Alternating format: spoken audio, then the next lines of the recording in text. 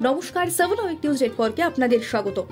সমাজ ক্রমশ আধুনিক মনস্ক হচ্ছে, এই তত্ত্ব প্রচলিত থাকলেও কার্যক্ষেত্রে কিন্তু এর উদাহরণ বড়ই কম।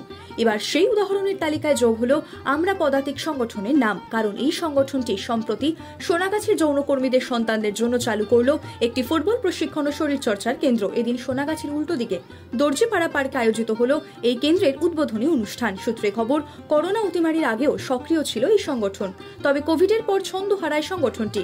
পরবর্তীতে আবারও যৌনকর্মীর সন্তানদের জন্য ময়দানে নামে আমরা পদাতিক, আর তারই ফল এই ফুটবল প্রশিক্ষণ কেন্দ্র, যেখানে ছেলে মেয়ে নির্বিশেষে সকলেই প্রশিক্ষণ নিতে পারবে। সেই সঙ্গে সংগঠন সূত্রে খবর, ভবিষ্যতে আগের মতোই সমাজের পিছিয়ে পড়া যৌনকর্মীদের সন্তানদের জন্য ফুটবল লিগও আয়োজিত হবে আমরা পদাতিকের তরফে।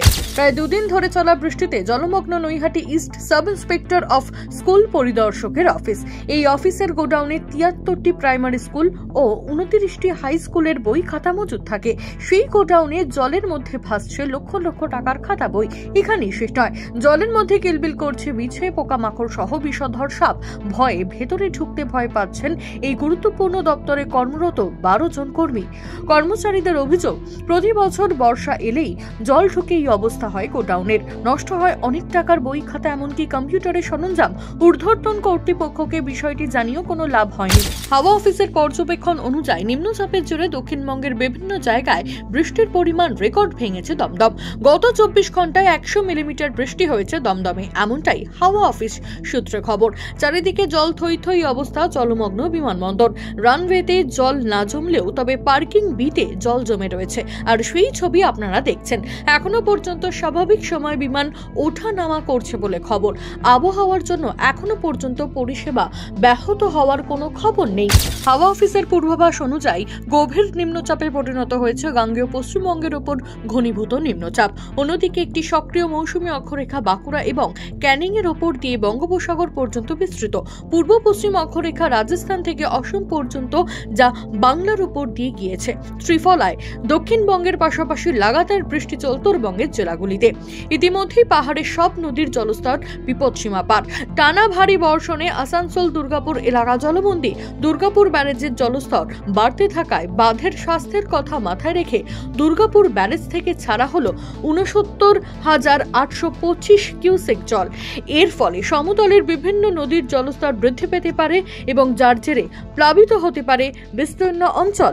নাগাড়ে বৃষ্টিতে বিপর্যস্ত গোটা দক্ষিণবঙ্গ। এবার বোলপুরের সামনে এলো জমা জলে ভোগান্তির ছবিটা। প্রবল বৃষ্টিতে শান্তিনিকেতনের গোয়ালপাড়ায় কোপাই নদীর জলস্তর বেড়ে যাওয়ায় জলমগ্ন বোলপুর শহর সহ তার আশেপাশের বিস্তীর্ণ এলাকা। বোলপুর থেকে কসবা ও শিউড়ি যাওয়ার জন্য কোপাই নদীর উপরে থাকা সেতু এখন অথই চলে, আর তাই দুর্ঘটনা এড়াতে ওই সেতুতে আপাতত যাতায়াত বন্ধ রেখেছে স্থানীয় প্রশাসন। অন্যদিকে কঙ্কালীতলা মন্দির প্রাঙ্গণে রয়েছে হাঁটু সমান জল। সেই জল পেরিয়ে চলছে পুজো দেওয়ার পর্ব। তবে একদিকে জমা জলে যখন সাধারণের ওষ্ঠাগত প্রাণ, তখন অন্যদিকে জলস্রোতের মধ্যে দাঁড়িয়ে একেবারে সহাস্যে রিলস বানাতেও দেখা গেল যুবতীদের। অবিরাম বৃষ্টির দুর্ভোগের মাঝে এই উল্টো ছবি কি অভিপ্রেত, উঠছে প্রশ্ন।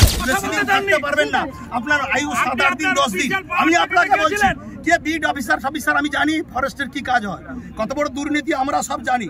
আমার জানি বিড অফিসারের বিরুদ্ধে কি আছে আমি জানি পাবলিকের। আমি কিন্তু ফাঁস করে দেবো সব বিধানসভায়। আপনি আমাকে চিনেন না, এর ভিতরে যদি আপনি আসেন আপনি ফিরে যেতে পারবেন না। আমি আপনাকে বেশি কথা বলবেন না, আপনি একদম সরকারের সাথে সরকারি কর্মচারী মাথা নিচু করে কথা বলবেন। আপনি আমাদের কর্মচারী মাথা নিচু করে কথা বলুন।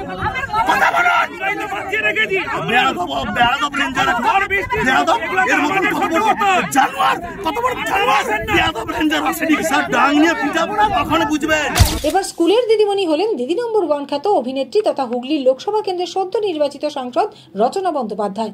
5ম শ্রেণীর পড়ুয়াদের বাংলা পড়ালেন তিনি, আবার পড়ুয়াদের পড়াও ধরলেন। আর পড়ুয়ারা তার প্রশ্নের সঠিক উত্তর দেওয়ায় বেজায় খুশি হয়ে জানালেন ওরা খুব ভালো ছেলে। আসলে এদিন সাংসদ হিসেবে অন্যান্য জায়গা পরিদর্শনের পর পান্ডুয়ার খন্ডান প্রাথমিক স্কুল পরিদর্শনে যান রচনা বন্দ্যোপাধ্যায়। আর স্কুলে ঢুকেই দেখেন 5ম শ্রেণীতে বাংলা পড়াচ্ছেন শিক্ষক। এরপর নিজেই বই হাতে তুলে নিয়ে একেবারে দিদিমণির মতোই বানান জিজ্ঞাসা করেন পড়ুয়াদের। আর পড়ুয়ারাও দিদি নম্বর 1কে তাদের দিদিমণি হিসেবে পেয়েও একদম সঠিক উত্তর দেয়। পরে গোটা স্কুল চত্বর ঘুরে দেখার পর কয়েকটা ঘরের ছাদের চাঙড় ভেঙে পড়তে দেখে দ্রুত মেরামতির পাশাপাশি মিড ডে মিলের জন্য আরও ভালো ঘরের ব্যবস্থার নির্দেশ দেন। এছাড়াও তিনি জানান সরকারি স্কুলে ইংরেজি শিক্ষাটাও ভালোভাবে হওয়া দরকার। তাহলে পড়ুয়ারা আর স্কুল ছুট হবে না, সেটা দেখারও পরামর্শ দেন সাংসদ। ব্যুরো রিপোর্ট 7 এবেক নিউজ নেটওয়ার্ক। আরো বিভিন্ন খবরের আপডেট জানতে হলে অবশ্যই সাবস্ক্রাইব করুন 7 এবেক নিউজ নেটওয়ার্ক চ্যানেলটি, কারণ আপনাদের একটা সাবস্ক্রিপশন আমাদের কাছে অত্যন্ত মূল্যবান। জয় হিন্দ।